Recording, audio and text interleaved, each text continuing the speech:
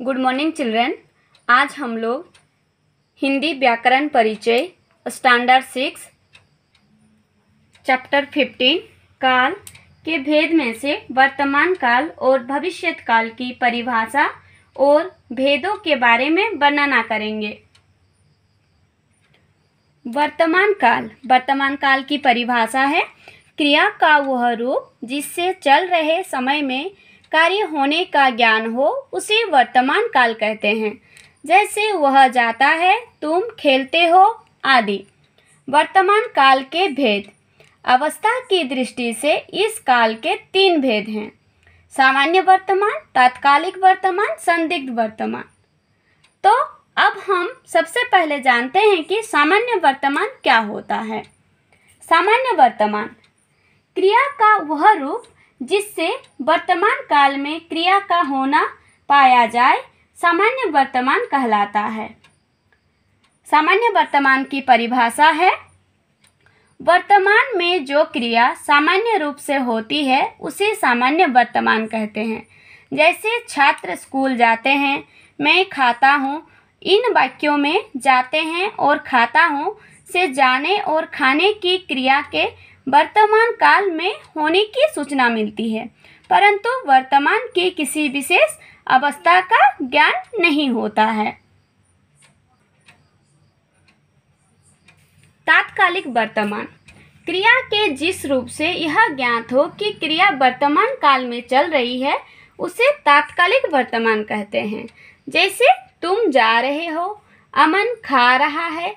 इन वाक्यों में जा रहे हो तथा खा रहा है से पता चलता है कि क्रिया चल रही है। अब हम जानेंगे संदिग्ध वर्तमान। क्रिया का वह रूप जिससे वर्तमान काल में क्रिया के होने में संदेह पाया जाए उसे संदिग्ध वर्तमान कहते हैं। संदिग्ध वर्तमान की परिभाषा है जिस क्रिया का वर्तमान काल में होने में संदेह हो उसे संदिग्ध वर्तमान काल कहते हैं। जैसे वह आ रहा होगा, वह जाता होगा।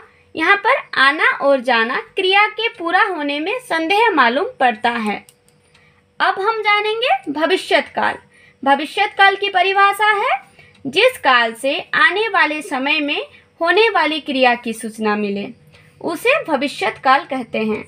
जैसे वह पढ़ेगा। इस वाक्य में पढ़ेगा से ज्ञात होता है कि पढ़ने की क्रिया आने वाले समय में होगी, अतः इसे भविष्यत काल का रूप मानेंगे। भविष्यत काल के भेद।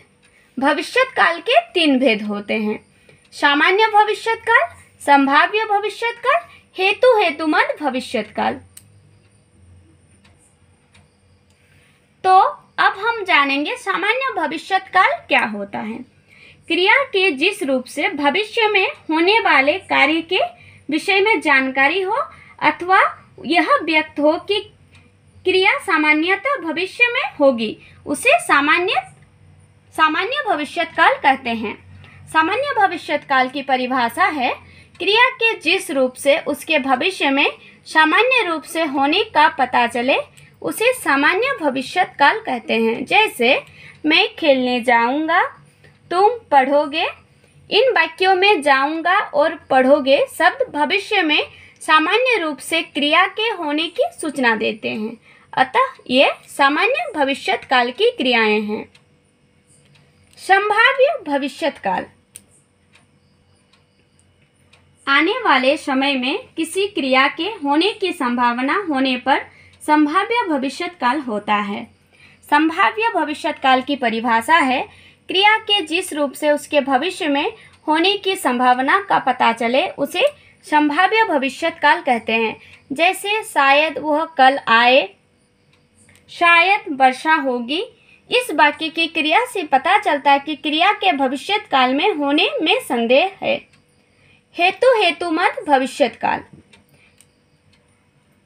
हेतुमद भविष्यत काल उसे कहते हैं जो आने वाले समय में जब कोई एक क्रिया दूसरे पर निर्भर होकर संपन्न होगी तो उसे हेतुमद भविष्यत काल कहते हैं। हेतुमद भविष्यत काल की परिभाषा है इसमें एक क्रिया का होना दूसरी क्रिया के होने पर निर्भर रहता है। जैसे वह आएगा तो मैं जाऊंगा, वह कमाएगा तो खाएगा, यदि बच्चा रोएगा तो माँ उसे संभाल लेगी, यदि तुम मेहनत करोगे तो सफलता प्राप्त करोगे, आदि। तो बच्चों, आज हम लोग वर्तमान काल, भविष्यत काल की परिभाषा और भेदों के बारे में जानकारी प्राप्त किए। आशा करती हूँ कि आप इस अध्याय को अच्छी तरह से समझ गए होंगे। धन्यवाद।